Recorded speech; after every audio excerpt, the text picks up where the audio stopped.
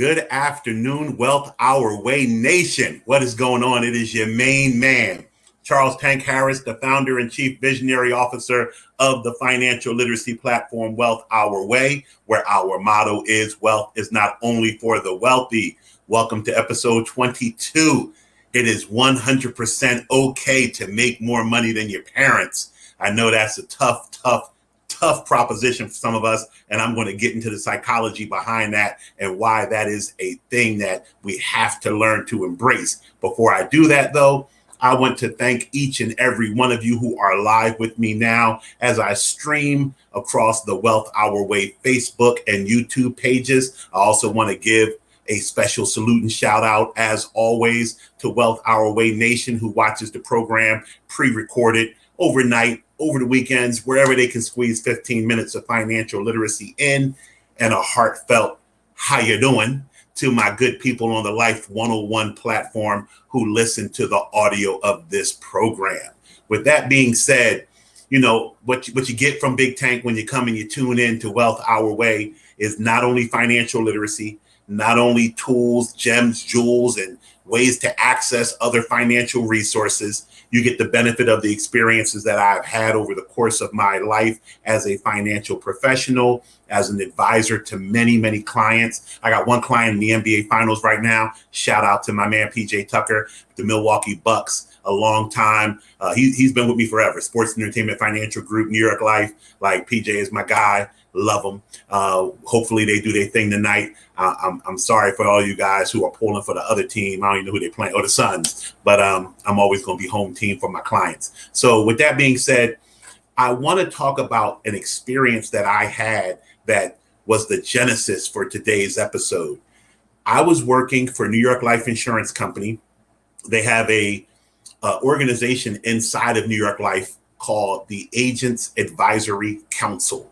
It's a collection of 24 New York Life agents, just to give you an idea of how unique this group is and how prestigious it is to be a part of it. There are about 12,500 life insurance agents at New York Life. So 12,500, 10% of 12,500 is 1,250. So 1% is 125. So 1/10 of 1% is 12 and a half. So 20 basis points of people get to be in this organization, and you're voted from your peers.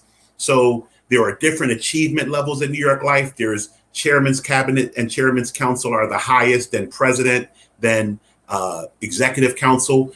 Every council gets some people voted, and they go become part of this 24 agents. The job of those 24 agents are to represent the 12,500 agents to the home office and tell them what's going on in the street, so to speak.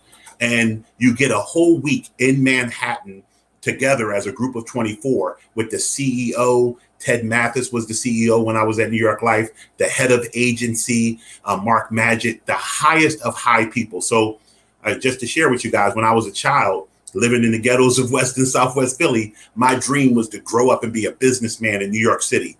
Now, as you guys know, my office is on Park Avenue.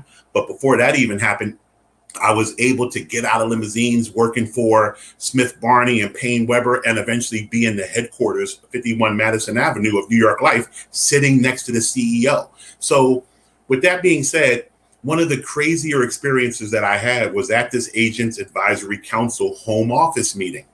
I'm there as an executive council agent. So of the three tiers, I'm on the lowest of the three tiers. I'm a baller, but I'm the lowest of the ballers. The guys on the highest tier, they gravitated to me for whatever reason, I don't know. And we started talking. This one guy, Mark Wiskus, I'm going to shout out Mark Wiskus. He's from Iowa. Mark Wiskus pulled me to the side. And it's a similar story to what I told you guys about the Mass Mutual people. And this is all about the psychology of growing up with limited resources and learning that we can be bigger than what we think we can be. Mark Wiskus pulls me to the side and he says, "Tank, I got to tell you, you remind me of myself." Now, I'll try not to laugh and try to keep my poker face, because Mark is a white guy from Iowa. I'm a black guy from West Philly. I couldn't see any similarities between us other than we were both men, and I think he's over 6 feet tall as well. And I said, "How so, Mark?" He says, "I heard your story. I know you come from humble beginnings." He says, "But you are destined to do great things in this industry. And if you do great things in this industry, money's going to follow you. He said, but I need you to know it's okay to make money. Now, I'm taken aback by this. I'm trying to figure out, why do you feel the need to tell me it's okay to make money? I know it's okay to make money. I'm all about making money. I'm all about helping people make money and making money for myself. But this is where you have to be open to learning. This is where you have to take a step back. A friend of mine tells me it's impossible to see the picture when you're posing for it. It's often good to have someone else's view of you and your situation, especially when it comes to deeply rooted psychological beliefs, especially as they surround what you think you deserve and what you're worth, which always comes back to monetary things such as money and our assets and our cars and our houses and our portfolios. So he said to me, he said, you have to be okay with making money. Now, what I didn't realize was in my life, I had set what I thought I was worth as a certain number. Now, when you grow up poor, you grow up on food stamps, you grow up in the hood, if you're making six figures, 200, 300, 400 grand, you think you're balling out of control. You think that you are that work. You don't realize that there's even higher levels that you can attain and that you are worthy of attaining. And I never realized that I had a limiting belief on what I thought I was worth until Wilcox pulled me to the side and said this to me. He told me this story. He said, man, I grew up on a farm. He said, this is where I'm going to say we're alike. You went the black route. I went the white route. I grew up on a farm where my dad woke up every morning of my life at 4:00 in the morning. And when I was a child, he woke me up too. And we went out there and we plowed the fields. We worked the animals. We did our thing. He said, my dad never made more than $37,000 a year. He said, I went on to go be a butcher, because you're a farmer. Your natural line of work is to be a butcher. Somewhere along being a butcher, I got introduced to financial services. I struggled at first, but by year 4, year 5, I hit my stride. And 1 month I made $40,000.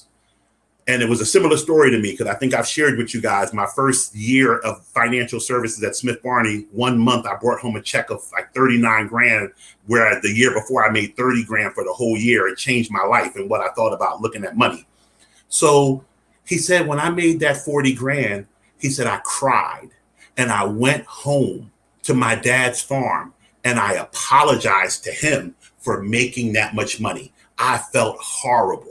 He said, because I had an ideal in my mind of what I was worth. More importantly, that I was not worth more than my dad. I thought my dad was a very hardworking, salt of the earth guy doing God's work, making dairy and eggs and meat for the people. Here I am out moving paper around and I'm making more money than this man. It didn't seem right. And somebody pulled me to the side. This is Wilcox telling me this. Somebody pulled me to the side and told me it's okay.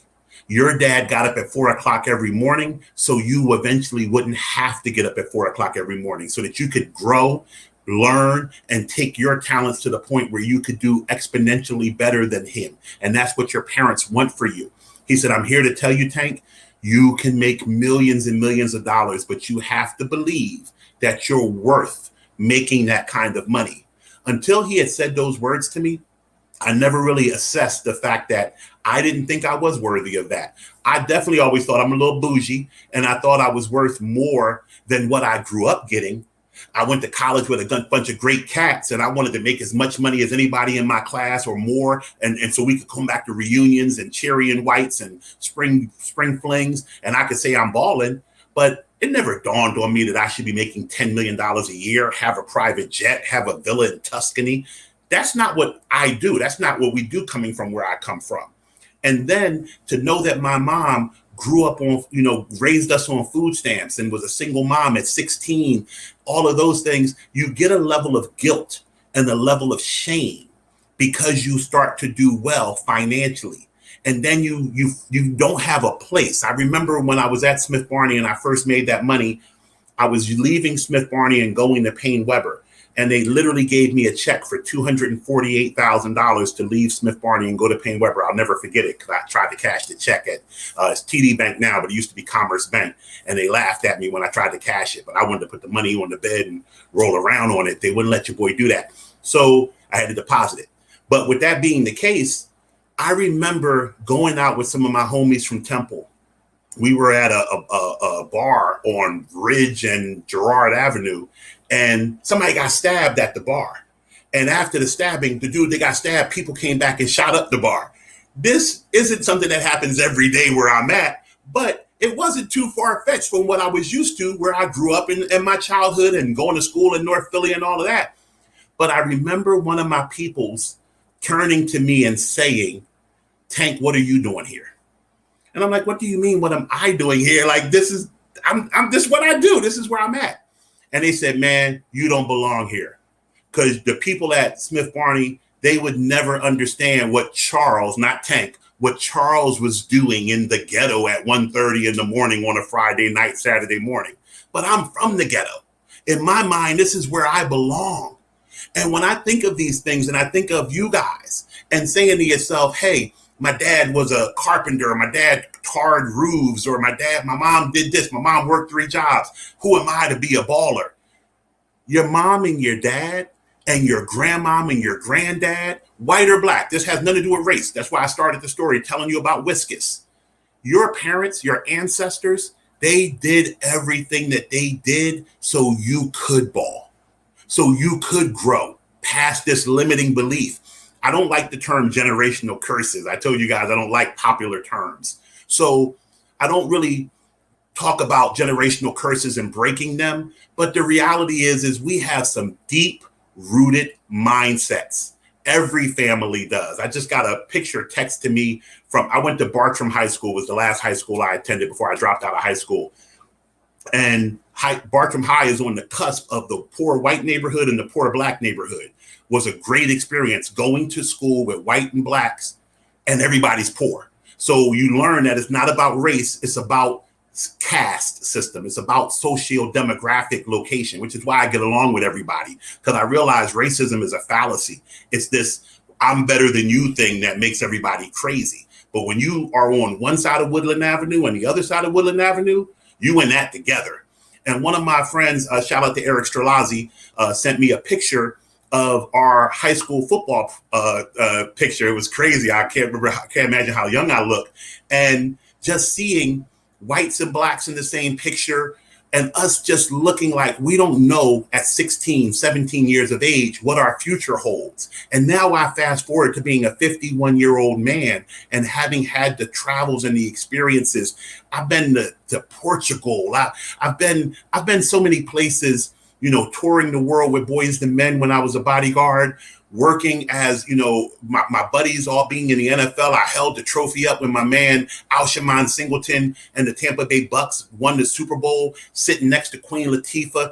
I've done some really, really great things. I was in the studio when Boys and Men recorded End of the Road. But even with all of that, those accolades, a lot of times I feel unworthy. A lot of times I feel like it's all an accident. A lot of times I feel like I was lucky. And those limiting beliefs make me procrastinate. They make me not take chances.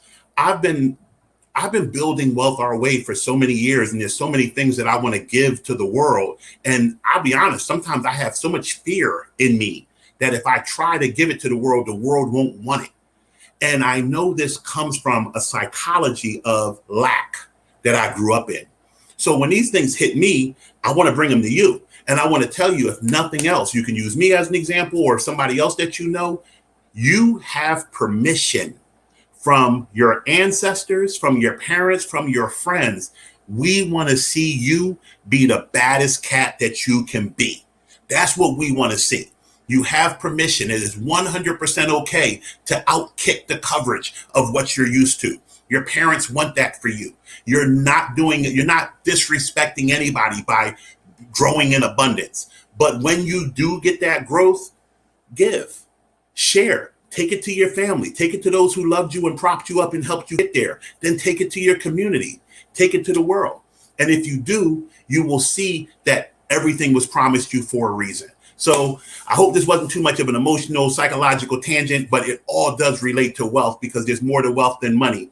But always know that when you come here, I'm going to give you the real. We're going to keep on this psychological profile for the week and then get into some tips for next week. But always remember, here at Wealth Our Way, our belief is wealth is not only for the wealthy. I'll see you guys tomorrow.